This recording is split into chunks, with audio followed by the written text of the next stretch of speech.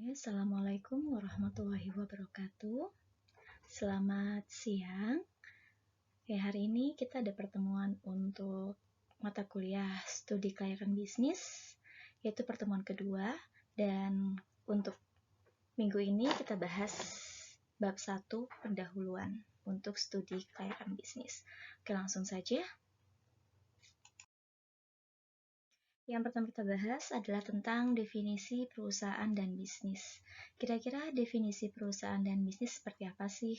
Untuk yang pertama adalah definisi perusahaan itu sendiri.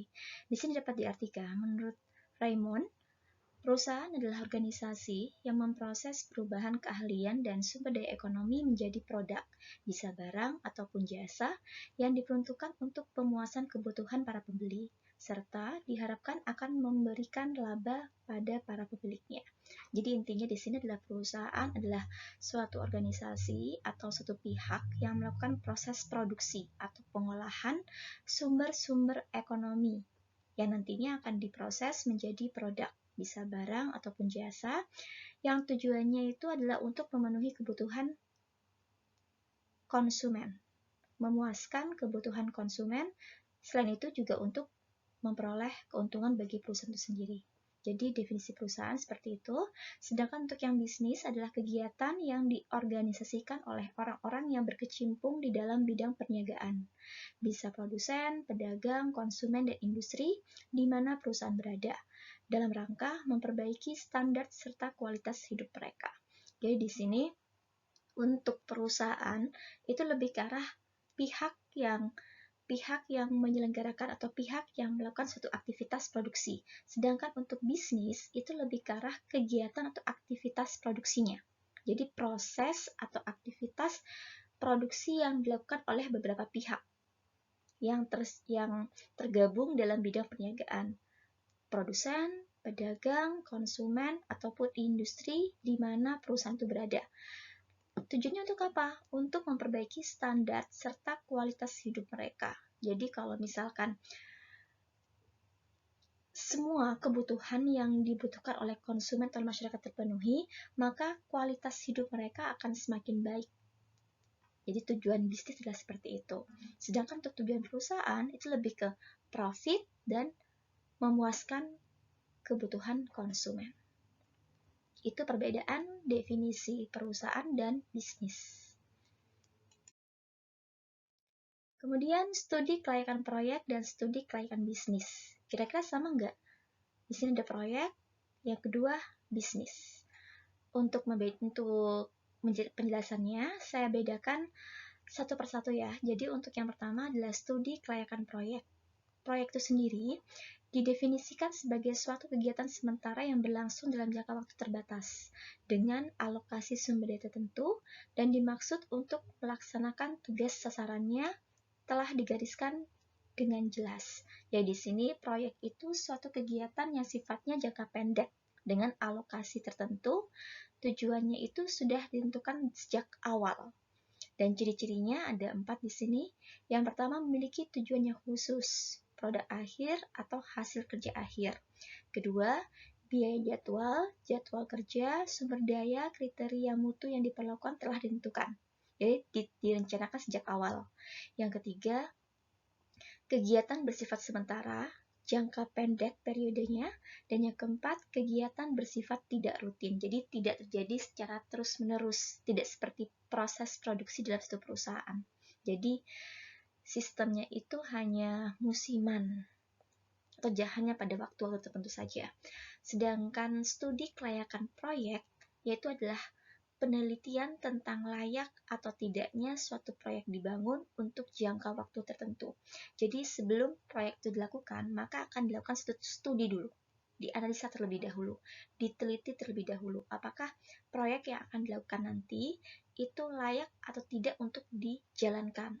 Kalau misalkan setelah dianalisa layak, maka diteruskan, tapi kalau misalkan tidak, maka akan dihentikan atau diambil solusi lainnya, dicari solusi lainnya.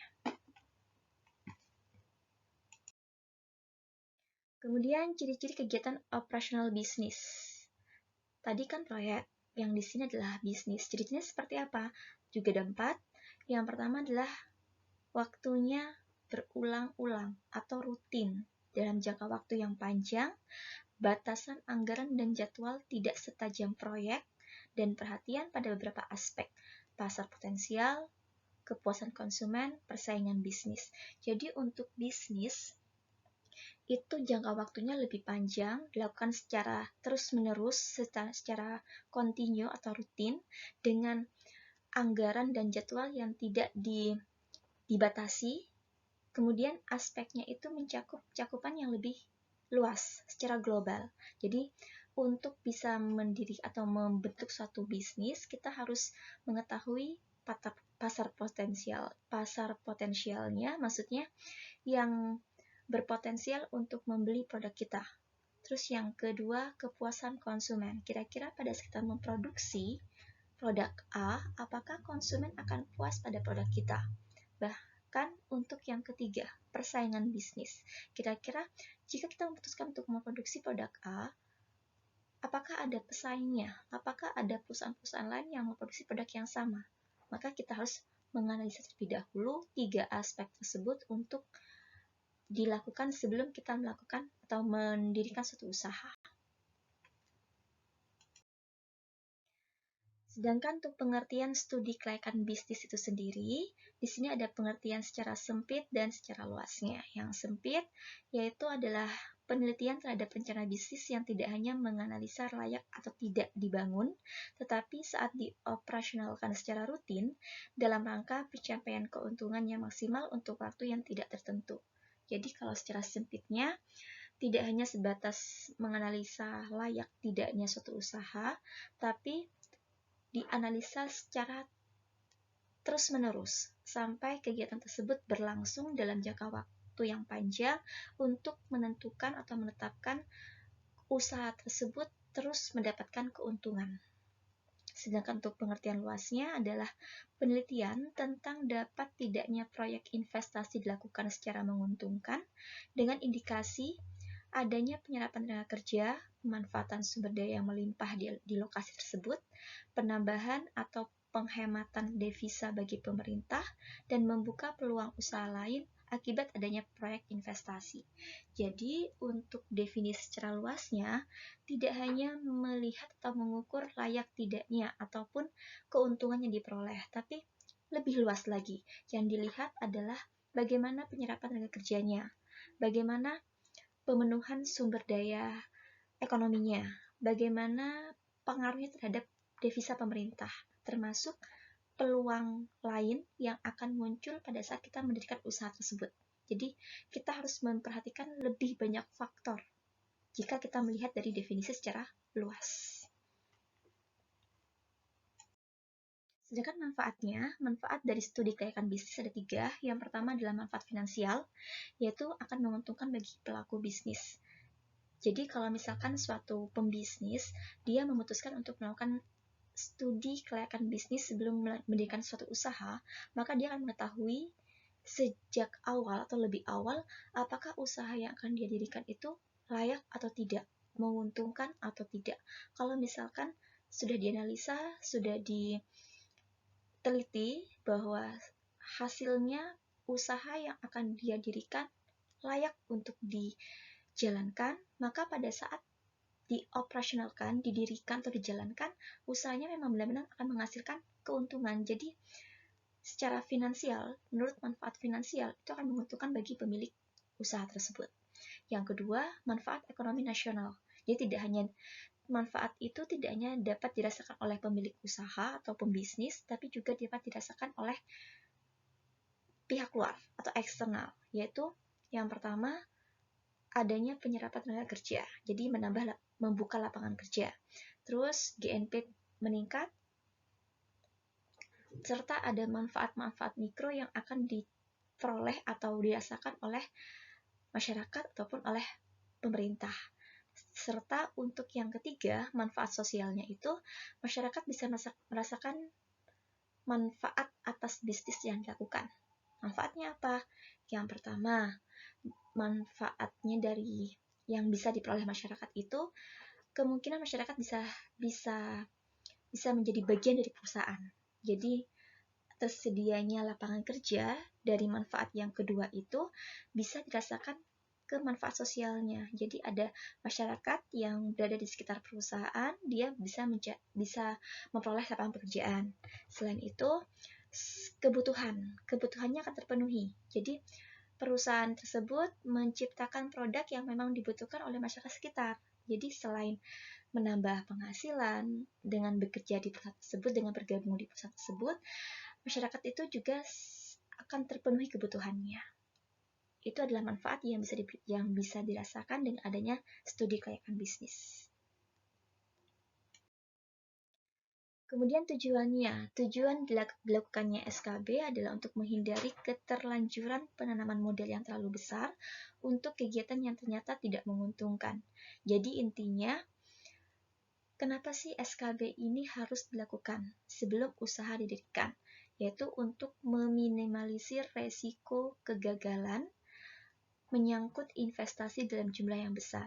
Jadi kalau misalkan usaha yang akan kita dirikan adalah usaha yang besar, lebih baik, alangkah baiknya kita melakukan studi dulu. Jadi kalau misalkan tidak dilakukan studi kelayakan bisnis, ditakutkan akan adanya resiko kegagalan ini. Jadi hal ini dilakukan untuk meminimalisir resiko kegagalan dalam suatu usaha. Kemudian, apa yang perlu dilakukan dalam studi kelayakan bisnis? Ada 6 poin di sini. Yang pertama adalah ruang lingkup kegiatannya. Kita harus mengetahui ruang lingkupnya terlebih dahulu. Kegiatan atau usaha seperti apa sih yang akan kita dirikan? Yang kedua, cara kegiatan proyek dilakukan. Jadi prosesnya, tahapannya, apa yang dilakukan dalam usaha tersebut. Yang ketiga, evaluasi terhadap aspek-aspek yang menentukan berhasilnya suatu proyek. Jadi, kita harus menilai atau mengevaluasi semua aspek yang mempengaruhi berlangsungnya suatu proyek tersebut. Yang ketiga, sasaran yang diperlukan oleh proyek. Proyek tersebut atau bisnis tersebut ditujukan pada siapa? Targetnya siapa? Yang kelima, hasil kegiatan proyek bisnis. Jadi outputnya, hasil yang akan dikeluarkan oleh perusahaan, baik itu bisa barang ataupun jasa. Kemudian akibat yang bermanfaat dan tidak dari proyek tersebut, jadi dampak positif dan negatif dengan diadakannya usaha tersebut. Kira-kira seperti apa? Dan yang terakhir, langkah-langkah rencana untuk mendirikan proyek. Jadi perencanaan untuk mendirikan proyek sejak tahap awal sampai benar-benar sudah berjalan. Kemudian faktor-faktor yang mempengaruhi tingkat kedalaman studi kelayakan bisnis. Ada 3 hal di sini yang perlu diperhatikan. Yang pertama adalah besarnya dana yang ditanamkan. Semakin besar dana yang ditanamkan, maka akan semakin dalam atau semakin detail studi kelayakan bisnis yang dilakukan.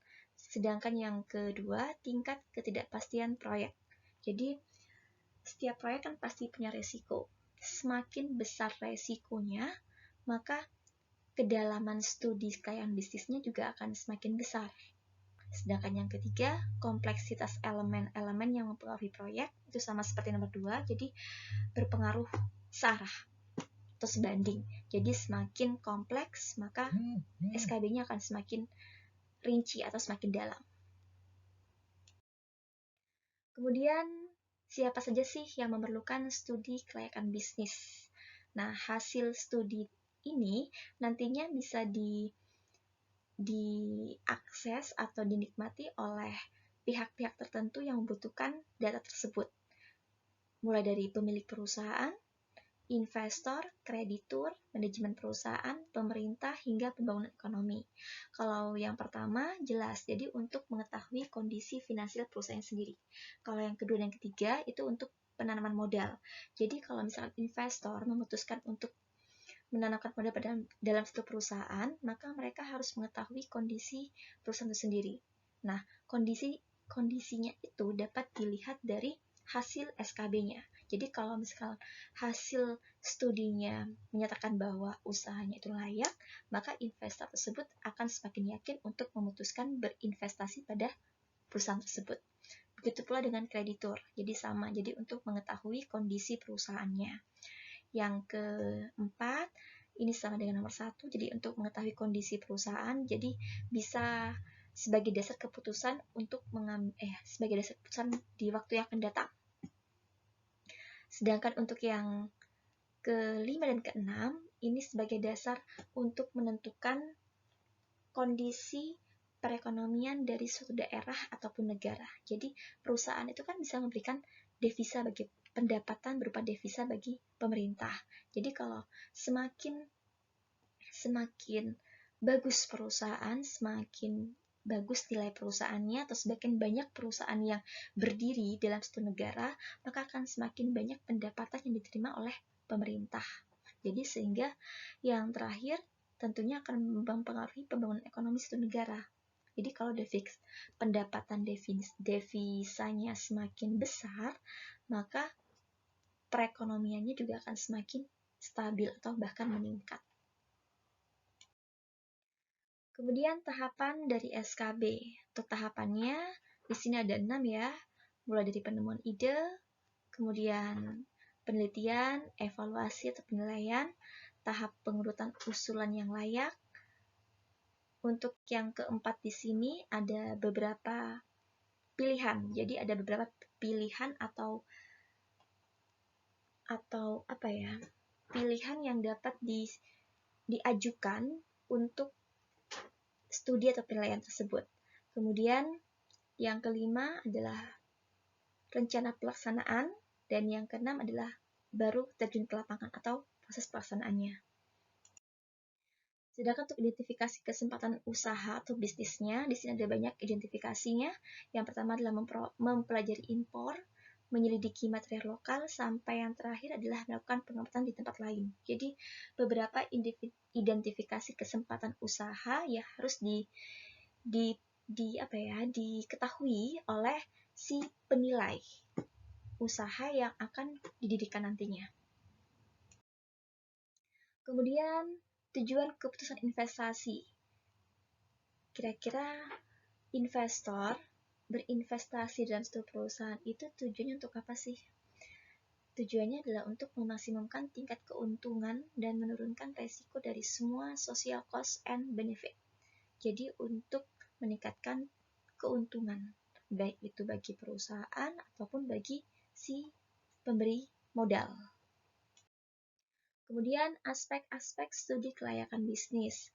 Di sini ada 6 poin: aspek pasar, teknik dan produksi, finansial, manajemen, hukum, dan sosial ekonomi. Di sini ini nanti akan kita bahas mulai dari minggu depan, jadi kita akan bahas per masing-masing aspeknya. Aspek pasar terdiri dari permintaan, penawaran, harga, program pemasaran atau metode pemasaran seperti apa, perkiraan penjualan yang dicapai oleh perusahaan, sampai market share yang akan dikuasai oleh perusahaan, jadi pangsa pasarnya. Dan ini semua harus dipahami dalam aspek pemasaran. Sedangkan yang kedua, aspek teknik dan produksi mencakup studi dan pengujian pendahuluan, skala produksi yang optimal, proses produksi yang dipilih, mesin, perlengkapan, limbah produksi, tata letak dan fasilitas, pemilihan lokasi, schedule kerja, sampai teknologi yang dilakukan dalam proses produksi.